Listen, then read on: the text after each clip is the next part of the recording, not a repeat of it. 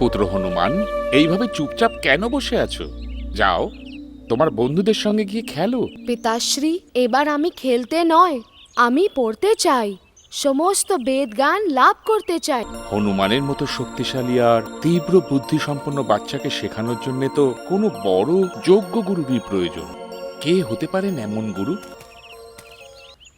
মনে হচ্ছে আজ দুই পিতা পুত্র এখানে খোলামেলার সূর্য কিরণের আনন্দ লাভ করছে। সূর্য? প্রিয়া, তুমি তো আমার সমস্ত সমস্যার সমাধান করে দিলে। এমন কি বললাম আমি? আমি হনুমানের জন্য একজন যোগ্য গুরুর সন্ধানে ছিলাম, আর সূর্যদেবের থেকে ভালো আর জ্ঞানী গুরু সম্পূর্ণ ব্রহ্মাণ্ডে পাওয়া যাবে না। পিতাশ্রী, সূর্যদেব? হ্যাঁ পুত্র, কিন্তু ওনার শিষ্য হওয়ার জন্য তোমায় নিজে ওনার প্রার্থনা করতে হবে। তুমি চিন্তা করো না, এবার তো সূর্যদেব আমাকে বেদজ্ঞানের শিক্ষা দেবেন।